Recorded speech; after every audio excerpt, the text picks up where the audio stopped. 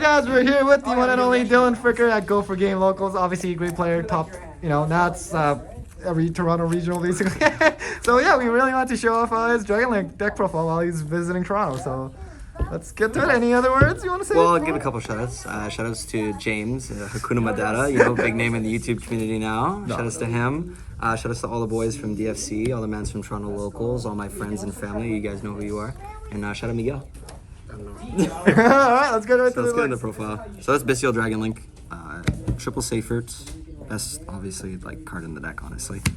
2 Tracer, 1 Router, 1 Silver, 1 Recharger. You need 2 names in deck, it comes up a lot. You can side one out, but having them when you go first is really important sometimes for comboing. And I don't play the Synchron because this being 19 is actually relevant, beating over Dweller and Elf in the format. So it comes up. That's why I like this ratio. Is a 2 Tracer common?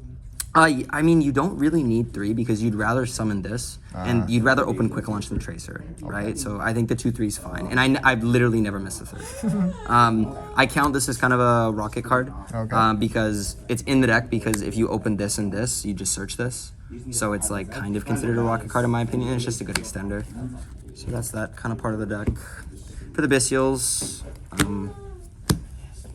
7 of the interactive ones, and then 2 Lebellion. Okay. I was playing a lot more a while ago, but Tier's gone down a little bit in popularity where I am, and I also found that I was bricking a lot with these when I went first. Just some hands you literally can't summon anything. I don't know, James would know something about that. But this ratio I found was really good, and you definitely do need them in the deck for Tier, and I mean Magnemite is one of the best cards in this deck, so that ratio should be pretty standard. Shout out Lil Tekka, black and white. Levy, CED. Ooh. This should be standard. This card's crazy. It's every single time your spheres resolves and you summon Magnema and then search and you've already established the board, you add back any banished monster and then summon a 3k beat stick. So it's really, really good.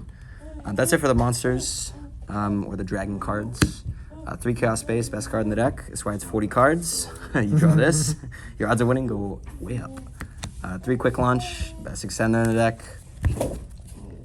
2 talents, 1 call by, just for cards to interact with hand traps. I was playing 3 talents for a while, but honestly I decided that 2 was fine because again I was kind of bricking with it, and I just want 3 cards that interact with Shifter, right? So it's also just such an insane card this format. Boot Ravine and Beast. I mean, yeah. Next, yeah. And then I wanted some more defensive cards that weren't Dark Ruler, and that wasn't other talents because I felt like they were underwhelming sometimes. They don't actually accomplish what you need them to. Because even if you Dark Ruler Sprite, sometimes your hand's not good enough to where they can just smash as your normal summon and you still lose. Same thing with Dark Ruler doesn't do anything against Tier, doesn't do anything against a lot of decks. So I wanted some hand traps, so I just played the 6. Okay. These were really, really good. They're really good just all around, very generic. It's a light, which actually comes up so much because I'm always dead drawing black. So having a light engrave is super nice. And yeah, just this on Kit Kalos is actually very, very strong. This on Gigantic is really huge in the format as well. So just good generic cards. And you also have your Bystial, so that's actually still a lot of hand exactly. technically. All right, so 40 for the main, and yes, on to the extra. Extra tokens, family. Best tokens. Yeah, you already know who you are. Ohana. Borland, access code. This card is hilarious. Sometimes when I'm playing this deck, I just summon it and watch my opponent sweat. It's great. Triple Burst, Unicorn, Dark, Quad Borland, Delindris. This is important. It's not, if you're playing through a lot of hand traps, it's not as relevant, but this makes it so that just your Safert is Borland plus Savage, so it's still really strong, and it helps you get to synchros in the later game if you've already used your rocket names. Romulus, Spheres. I want to play 2 of this, I swear to God. It's such a good card. Striker and Pisty, obviously. And those are the links. I don't play IP. IP, if you get Nibiru, you can probably do something else anyway. And I hated IP because in the format right now, everyone's playing Talents and everyone's playing Dark Ruler from my deck. So IP really just plays into every single card that everyone's already playing and doesn't add anything to my extra deck because, I'm usually just making Dark if I'm going second or playing through stuff. So I just didn't really find a need. Savage, Scarlight, Barone. This card's really hot. You should be playing it in this deck. If you're not, going second, summoning Tracer, and then synchroing with Druis Worm and sending a card for Baron is so disgusting. So should definitely be in your deck. I play this. I told you I had a bunch of hands where it's like just Bystials, and you can't really do much except seal pass. This card actually allows you to just like full combo your opponent. And with everyone playing Bystials in the main right now, there have been like so many matches where I get Bystialed, and then I have my own Bystial, and then I Talons take their Bystial and make this and full combo them anyway.